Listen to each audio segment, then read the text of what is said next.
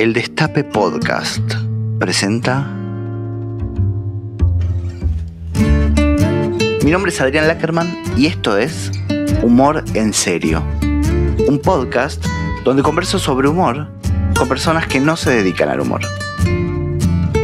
Daniel Hendler es actor y director.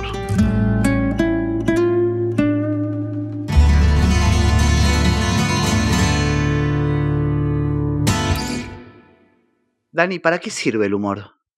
Bueno, para mí sirve para cruzar algunas fronteras, algunos límites, como para ver qué hay del otro lado de donde nos sentimos más cómodos o seguros. Es como si, viste, este miedo a ver qué hay detrás de la puerta, alguien abriera la puerta de una manera por ahí más amigable o más viable, y es algo de eso, supongo. Nos permite como también corrernos de nuestro lugar, algo que tanto nos cuesta y que a veces nos encierra en nuestras propias limitaciones. Y vos, digamos, en tu laburo recorriste varios tipos de humor, pero varios tipos de, no de registro humorístico, sino también de registro de producción del humor. Digo, hacer algo como más comercial o más mainstream, o que está obligado a tener un chiste con remate, con toda su estructura, y otros donde se viven atmósferas humorísticas sin la necesidad del chiste. ¿Cómo vivís esas dos cosas? Bueno, está buena la pregunta porque yo debo confesar, sería deshonesto si no lo hiciera, que a mí me cuestan los remates. Tengo como una dificultad para el remate. Y se me ocurre, bueno, que el humor yo lo entiendo más desde las capas que desde los remates o los puntos, ¿no? Cuando digo capas me refiero a esto que decías vos de las atmósferas, cómo una situación descubre otra atmósfera o de alguna manera pasa a otro portal, para decirlo en términos más millennials, Sí. como que va descubriendo nuevas revelaciones. Esa clase de humor, que es por capas, me resulta más cómoda que la del remate. Y ahí también igual pienso que quizá tenga algo que ver también por ahí con una definición posible del humor, porque, no sé, a mí me enseñaron en la escuela de teatro un profesor, que era un fenómeno, Rubén Yáñez, que se enojaba cuando se hablaba del drama como un género, porque él decía que había dos géneros, que era la comedia y la tragedia, ¿no? Entendido así clásicamente, Uh-huh. donde la tragedia tiene que ver con la muerte y la comedia con las relaciones. Y que después el drama era todo. Drama quiere decir acción y toda ficción de alguna manera es drama, es arte dramático. Claro. Entonces, desde ese punto de vista, bueno, aparecen las cruzas, ¿no? Lo que después se da a llamar tragicomedia o, bueno, ahora también está el dramedia. Sí. Pero, bueno, las cruzas desde ya que me interesan, pero si uno se pone a pensar, también existe humor con la muerte o comedias que involucran la muerte. Entonces ahí la pregunta es, ¿qué distingue a la comedia de la tragedia como géneros puros? Y quizá es la muerte como punto final, o mejor aún, el punto final. Quizá la tragedia tiene que ver con aquello que tiene un final o puntos definitivos, por ejemplo, que es como entendemos en nuestra cultura al menos la muerte, y la comedia todo aquello que puede continuar, aquello que no tiene fin, donde la muerte puede ser algo pasajero o algo secundario y también entonces podría entrar en el código de comedia. Ahí es donde yo empiezo a entender el humor con el que podría yo sentirme más cómodo y es donde no hay puntos finales o remates, porque el remate para mí hay algo de que interrumpe otra cosa y esa otra cosa quizás es lo que a mí más me interesa, que es lo dramático, lo vivo, la verdad, que es algo inalcanzable, pero que es lo que nos mantiene en escena. Pero bueno, esto es por darte una definición así medio arriesgada de por qué creo que me cuesta el remate. Pero, ¿puede haber alguna ligazón con el humor uruguayo con eso? ¿Podemos leer alguna línea con eso? Igual venía pensando también cuando veía tu laburo y todo eso, Digo, cuando hablan de humor argentino, también es inabarcable, digamos. Podés pensar en Lelutier o en Midachi, o como cuando se habla de cine latinoamericano, ¿viste? Que es que dicen, bueno, vamos a hacer un ciclo de cine latinoamericano y hay cine brasilero, paraguayo, que no tiene nada que ver con el argentino y el uruguayo. Exacto, sí. Pero se puede pensar también, digamos, una línea de un humor uruguayo, o si existe tal cosa. Me parece que sí se puede hablar, porque viste que se arman como esos subgrupos y bueno, por algo se arman. Yo creo que sí puede encontrarse algo distintivo en algún tipo de humor uruguayo que ha ido teniendo alguna continuidad, o al menos uno puede extraer ciertas continuidades. Y puede ser que tenga que ver con esto que decís, tendría que haberme preparado para responderlo, pero creo que tiene que creo que tiene que ver con, bueno, hay algo por ahí amargo en el uruguayo, ¿no? Que le cuesta celebrar porque siempre cree que algo malo puede pasar, que de alguna manera es lo contrario de lo brasilero, porque también entendido genéricamente, ¿no? Y englobando una diversidad imposible de englobar. Sí, sí, sí. Pero viste, yo estuve en un rodaje en Brasil donde festejaban todos los viernes, hacían fiesta. Y en Uruguay y en Argentina también hay una fiesta de fin de rodaje a duras penas, porque a veces no hay. Sí. Entonces yo preguntaba cómo era posible en Brasil que festejaran todos los viernes cuando todo podía arruinarse a la semana siguiente, cómo festejar antes de tiempo. Y me decían, bueno, porque mientras se pueda festejar, festejemos. Tiene una lógica que es de cómo uno entiende también la vida y esta famosa alegría, ¿no? Y en el caso uruguayo hay una resistencia total a esas alegrías. Y creo que el humor surge de ahí, ¿no? Como de no festejar. Es un humor sin festejos, por lo tanto puede ser que tenga que ver con esto del sin remate. Y agrego algo, digo, llevándolo a lo futbolístico, porque viste que se puede metaforizar con el fútbol en general. Y está el tema también de festejar los goles. Yo cuando mi equipo hace un gol, lo festejo, pero también me reservo porque me da mucho miedo. El gol implica que esa diferencia a favor puede verse neutralizada en algún momento o incluso revertida. Entonces, la ventaja viene con miedo. Y hay algo del remate otra vez. El remate antes de tiempo. Pero vos sabés que hay algo que viene pasando en estas charlas, que siempre el humor está mucho más pegado a la muerte que a cualquier otra cuestión, ¿viste? Mm. La risa, los humoristas, las humoristas, están más cerca de la muerte, de la temática de la muerte que de otras cosas. Digo, esto también de lo de festejar antes de tiempo, como ciertos abismos o muertes Mm. que, no sé, hay algo del miedo a la muerte que aparece siempre en estas cosas con el humor. Como que tiene algo que ver más con algo rioplatense, supongo, ¿no? Que le tenemos más precaución o más temor a la muerte. Sí, está buenísimo porque esto que decís del abismo, que también lo relaciono al vértigo, el humor es una forma de abordar eso, ¿no? Por eso también creo que la tragedia, como, vamos a decir, como oposición a la comedia, forzada, pero Sí, para clasificar, vamos a decir que sería la búsqueda de definir ese abismo, de entenderlo, de entrar en él. Y el humor es de sobrevolarlo, de relativizarlo. Me parece por ahí, porque es verdad, la muerte es otra frontera con la que se puede jugar o con la que se debe jugar en el humor. sí, pero tal vez lo de la alegría esa brasilera es más hijo de una idea de inmortalidad, ¿viste? De decir, ¿qué importa lo que va a pasar la semana que viene? Si no importa, vamos a vivir para siempre, digamos, ¿no? Como es algo así, ¿no? Puede ser, puede ser. También hay algo de, eso me lleva a Woody Allen, que es un maestro del humor y además alguien que admiré de muy chico, por suerte, y que una vez en una entrevista le preguntaron cómo veía el tema del paso del tiempo, y él hablaba que no le gustaba, que le daba miedo la muerte, y el periodista, para tratar de alivianar un poco la situación, le comenta, pero bueno, vos sabés igual que una vez que pase eso, vos vas a permanecer en el recuerdo y en el corazón de muchas, muchas personas. Y él dice, yo prefiero permanecer en mi departamento de Nueva York. Y sí, claro. Claro. Entonces, me parece que hay algo de eso, ¿no? Que ahí yo creo que eso que comenta él tiene que ver con la amargura y con el humor amargo, ¿no? En oposición al humor brasilero, Claro, que es un humor más festivo, de esta inmortalidad de la que vos hablás. O sea, no creemos en la inmortalidad y quizás el uruguayo en particular, el argentino, el rioplatense, podríamos decir, no cree en la inmortalidad, quizás, sí. claro. Estamos prejuzgando a los brasileros, ¿no?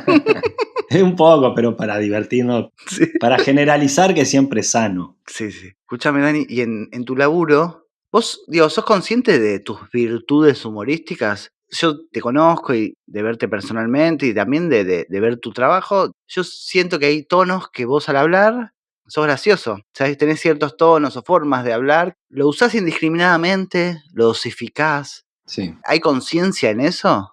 Yo creo que hay una leve conciencia de algo con lo que me mandé en algunos laburos hace tiempo y que después, por ahí, temiendo quedar preso de esas herramientas, empecé como a tratar de escaparles un poco o, como decís vos, de dosificarlas. Por ejemplo, he rechazado algunas propuestas que tenían que ver con comedia en general, que me invitaban a entrar en esas zonas y donde yo podía imaginar cierta efectividad o que estaban escritas para explotar esa línea de humor y yo lo evité, ¿viste? Lo evité porque además me parecía que no había un desafío ahí, sino al revés, un riesgo otra vez, ¿no? A la muerte, al punto final, a decir, bueno, me quedo, me encierro ahí. La idea es estar siempre perforando esos límites que uno mismo tiene. Yo lo que sí creo es que con el tiempo por ahí hay una cierta mezquindad que uno empieza a dejar de lado con respecto a guardarse cosas, ¿no? Quizás en un momento uno dice, bueno, esto no sé, me lo quiero guardar, no sé si ponerlo acá. Y después te das cuenta que mejor ponerlo donde sea porque además es algo como, viste, como los seres vivos, como las plantas, no sé, que hay que podar para que crezca mejor. Entonces me parece que ahora practico un poco más esto de tirar donde sea, viste, yo que sé, me surge una idea y estoy ahora trabajando en una película y me encanta poder brindarla y sacármela de encima también, ¿no? Porque además hasta dónde uno puede acumular, y además con la pésima memoria que uno tiene, y no solo la pésima memoria, sino que los archivos se me pierden, las carpetas, no hago buenos backups, entonces ¿para qué andar guardando ideas? Claro. Y en las clases de teatro, yo las pocas veces que tuve experiencias ahí cercanas con eso, en general donde yo tuve conocimiento, el principio en donde se juega la improvisación. Y en la improvisación sale el humor siempre. Es el momento más divertido. Y me preguntaba también por qué pasa la parte humorística en la improvisación y si te gustan los espectáculos en donde solamente se trata de improvisación. ¿Te interesan ese tipo de propuestas? Bueno, yo hice un taller de improvisación que para mí fue muy, muy rico, muy interesante lo que pasó. El profesor era bárbaro en Uruguay, Armando Altí se llamaba, y conocí grandes compañeros. Y lo que sí te digo es que es difícil improvisar en tragedia. ¿Por qué? Porque otra vez volvemos a esto que tiene que ver con los puntos finales, ¿no? Cuando uno improvisa, uno tiene que admitir bifurcaciones posibles, uno tiene que incorporar informaciones imprevistas de los compañeros o de uno mismo que va ahí chapoteando. Y la tragedia no permite eso porque tiene un recorrido que tiene que guardar alguna lógica y donde cada punto, cada giro, cada zona de la estructura tiene que guardar alguna lógica con las otras, porque tiene que ver con el destino Claro. de las cosas. El humor, en cambio, permite ampliar, como te decía, abrirse a nuevas capas, pasar a otras dimensiones desde lo imprevisto y donde cualquier asociación puede ser bienvenida, digamos, dentro de ese código con el que está jugando. Quizá tiene que ver con eso, que no hay manera de improvisar la tragedia. Y también probablemente con un escudo, con una protección. Pero también ahí está el peligro, ¿viste? Cuando uno busca la risa, a veces la puede encontrar, pero puede haber una componente de complicidad con el espectador en el sentido de que uno le puede estar pidiendo la risa al espectador y el espectador entregarla por, digamos, vamos a decir, para evitar la incomodidad o para generar una comunión.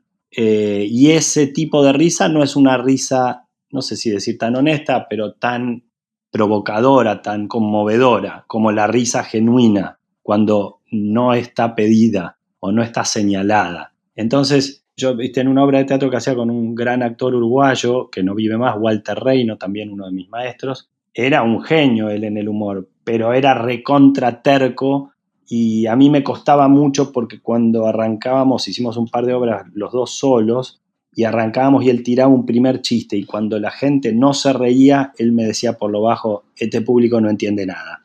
Y él cerraba la cortina y solo padecíamos la función y yo trataba de remarla y muchas veces dábamos un vuelco, lográbamos entrar en código con los espectadores, pero él se cerraba, ¿viste? Si no respondían, para él el público ya no servía. Entonces había, creo, para mí una inseguridad de fondo y distintas maneras de encarar esa inseguridad. En el caso de él es, che, reíte que entramos en código, y en el caso mío es, no te tenés por qué reír, digo, esto es donde yo me siento más cómodo, Claro. no te tenés por qué reír, cualquier risa va a ser un regalo, va a ser bienvenida, pero vamos a mantenernos en un trabajo que no requiere de la risa.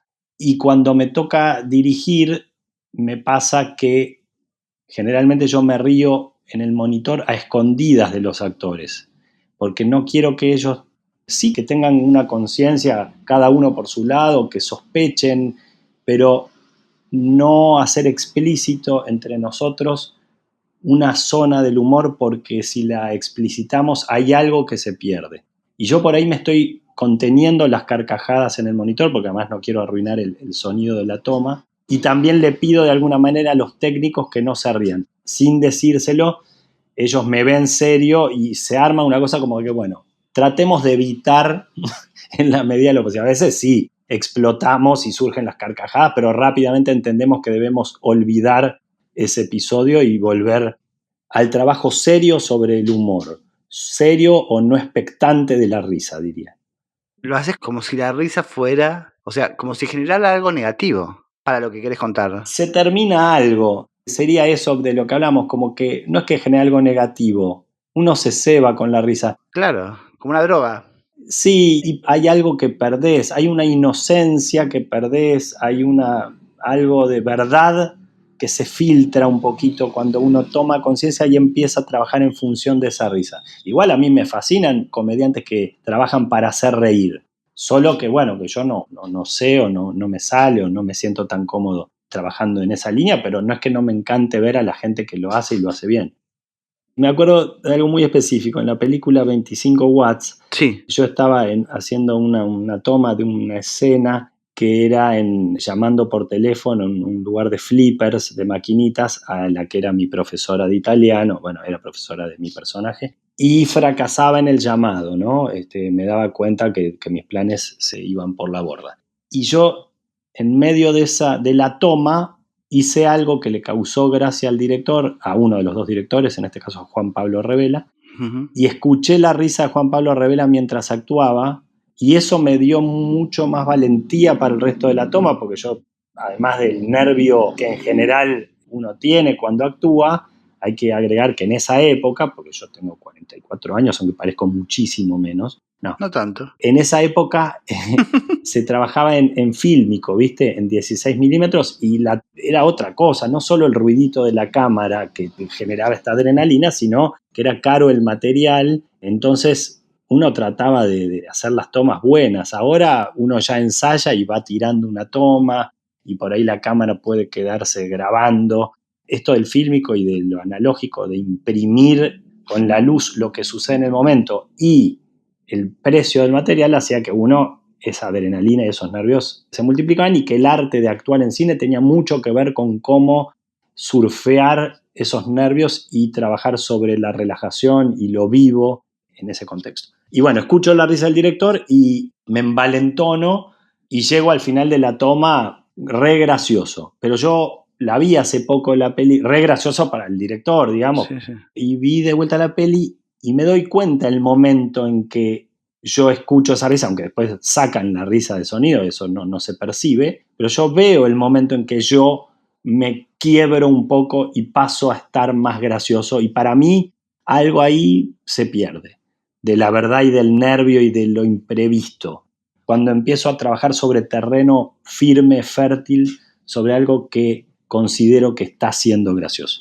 Pero vos sabés que me ha tocado trabajar, guionar, laburar con mucha gente que se dedica al humor, que siempre, cuando descubre risas de los técnicos o de la producción, etcétera, todo lo que le sigue es mejor. La confianza es clave para la persona que se dedica al humor. Lo pienso también en los partidos de fútbol, ¿viste? Ahora que no hay público. Sí, es verdad, Digo, seguramente hay jugadores que con público reaccionarían mejor a las jugadas. es verdad. Como que necesitan la confianza o la mirada del otro. Sí. Pero claro, depende para el tipo de humor que uno labure, ¿no? Sí, y también depende de la relación que uno tenga con la mirada de los demás. Quizás que yo le doy demasiada importancia o le daba demasiada importancia y entonces no quiero afectarme al momento de estar atravesando una toma, porque sé que me va a modificar. Y hay algo de la cámara, de la relación de la cámara con el actor, que tiene algo de un voyerismo, ¿no? ¿Qué es lo que uno busca cuando ve a alguien a través de una cámara? Tiene algo que ver con espiar algo que está sucediendo sin la conciencia de esa persona, y creo que el arte de la actuación tiene un poco que ver con recrear esas condiciones. Entonces, hay una buena metáfora que es la de, yo no sé si es una molécula, un protón o qué, tengo que averiguar, que cuando se pone bajo la óptica del microscopio, cambia su comportamiento. O sea que cuando uno quiere observar el comportamiento de una de estas no sé qué, moléculas o qué, en realidad no puede observarlo porque cuando aparece la mirada, esa molécula naturalmente cambia su comportamiento. Entonces, algo de eso pasa con el actor, que cuando se prende la cámara, hacemos lo imposible y es tratar de comportarnos como nos comportaríamos si no hubiera una mirada ahí. Claro, claro. Y ahí, bueno, ahí no solo radica el arte de la actuación, sino también una dificultad que tenemos in situ cuando estamos actuando, y es que no solo está la mirada de la cámara, están otras miradas que nos modifican, que nos perturban. Para mí, en general, la risa en set, yo diría que más bien es un mal augurio. Cuando se ríe mucho el set, tiendo a creer que la película no va a ser buena. Yo, pero puedo equivocarme. Qué bueno Sí, eso. sí. Y siendo eso, en el teatro, ¿no hay algo absurdo en el teatro? Digo, en unos tipos ahí hablando entre sí, haciendo que nadie los mira, y después otros tipos sentados y tipas viendo eso, haciendo que eso que está pasando es verdad. ¿No hay algo como, de por sí, el teatro no es gracioso como estructura, digamos? Como vos decís, de absurdo total. Si uno lo viera como con ojos de extraterrestre, vamos, no de verde con antenitas, sino de otra vida que viene y ve qué está pasando ahí. Y es unos tipos recreando como si algo estuviera sucediendo en realidad bajo la vista de otros que disfrutan entrar en ese código haciendo de cuenta que eso es real. Bueno, es un delirio, pero hay algo que tiene que ver con, bueno, con que no, con que estaríamos como, que es una experiencia antropológica donde uno, ahí entra la discusión sobre el teatro, vamos a decir, aristotélico versus el teatro brechtiano, por decir de alguna manera, que sería como el teatro que pretende crear la ilusión de vida y que invita a los espectadores a una experiencia más bien catártica, y el teatro que exhorta a una constante conciencia del espectador que está frente a un hecho artístico y que pretende hacerlo reflexionar o interpelarlo o incomodarlo más que la catarsis. Y en ese sentido me parece que el teatro más interesante hoy creo que es más bien el brechtiano, ¿no? El que es una experiencia con una serie de pactos tácitos entre actores y espectadores, donde siempre hay una conciencia de lo que se ve es teatro. Me parece que hoy esas experiencias de ilusión de realidad, no sé, ya en todo caso están más en el cine, ¿viste? Donde uno entra más en esos viajes. Ujú. Y el teatro, de hecho, dicen que el aplauso surge de ahí, del espectador llamando a volver a la realidad a los actores, no del festejo. Porque si te pones a pensar, es absurdo también el festejo del aplauso. ¿De dónde sale? Es raro, es molesto el ruido del aplauso, y aparentemente sale de ahí, de traer a la realidad de los actores diciendo esto se terminó, muchachos, ya está, estamos acá, Grecia, año... eh, Claro. Me parece que eso, que hoy el teatro tiene sentido en la medida en que no pretende crear esa ilusión de vida, sino que toma conciencia de ese absurdo que vos decís. Cuando preparás un laburo más dramático, digamos, suponiendo que el drama es un género, y cuando haces una preparación para una comedia, ¿en teatro o en cine o en la tele, hay diferencia en la preparación del laburo? Bueno, lo que pasa es que yo creo que siempre está todo mezclado, ¿no? A mí, digamos, ahora que estoy haciendo por ejemplo, una comedia de acción, siempre me da ganas de, mientras estoy haciendo la comedia y más de acción, que es muy cansador, decir, che, la próxima quiero que sea tragedia o una pareja en un sillón con problemas, Hmm. sin humor, porque hay una alerta del humor, viste esto que vos decías de la improvisación, de algo que no está cerrado, de que tiene que estar el timing, ¿no? El timing en el humor es todo y es, viste, es microdecimal, no sé, está o no está. Entonces hay una alerta, que podríamos decir que es un trabajo extra que uno hace. Pero cuando he hecho cosas donde no aparece tanto el humor, me parece que ahí hago unos procesos un poquito más introspectivos, que tienen más que ver con cómo llego también al rodaje, con qué tipo de música conecto durante el rodaje y de trazar más como los perfiles psicológicos o la historia de los personajes. Desde un lugar por ahí siempre hay algo de intuición, pero creo que en la comedia hay más o solamente intuición. Y pienso en tu primera película, la que dirigiste, tiene como un humor incómodo. Al principio es humor incómodo y que va pasando la película y se va quedando solamente con lo incómodo. Sí. En la segunda también, en el candidato, hay algo de eso también. Quizá esa incomodidad sobreviene más sobre el final que en Norberto, que por ahí ya en la mitad de la película parece. Esto de que se empieza a ir el humor y queda solo la incomodidad. Sí, pero también es como una decisión, ¿viste? Es como en un momento decís, bueno, o solamente porque la repetición de la misma estructura te va generando eso también. Vas dejando, como digamos, el personaje va sufriendo cuestiones que el humor se va perdiendo, ¿no?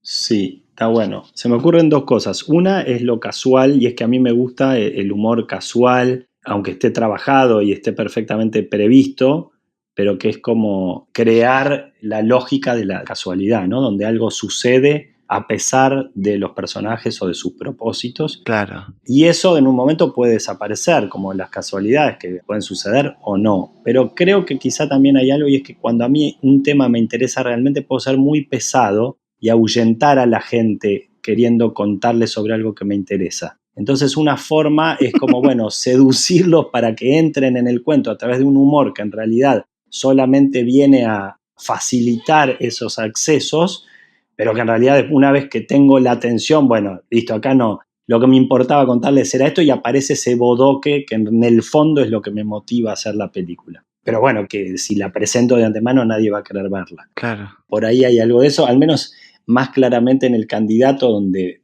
creo que el germen tiene que ver con algunos temores míos y angustias, y eso emerge recién al final, se deja ver, ¿viste? ¿Qué había por debajo de eso que por ahí podía causarte algo de gracia? ¿El candidato puede entrar en un registro de humor político?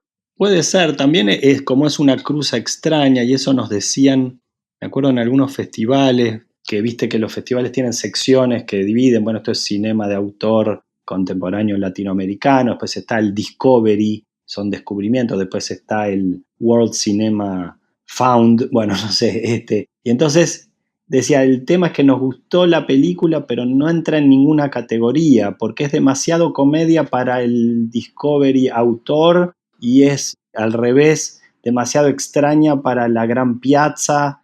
Entonces, bueno, es un híbrido, creo, y me gusta cualquier definición que recaiga sobre ella. Si es humor político, bienvenido sea.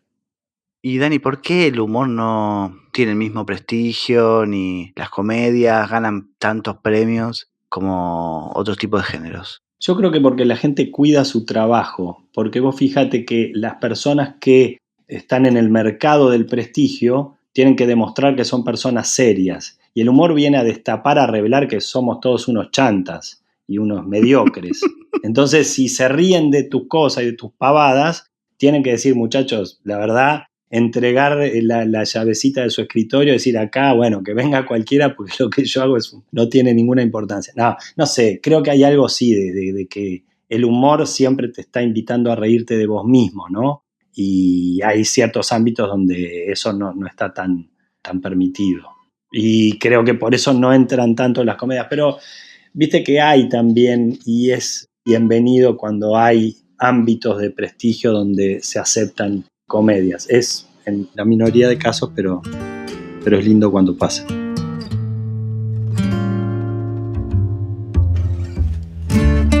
Esto fue Humor en Serio.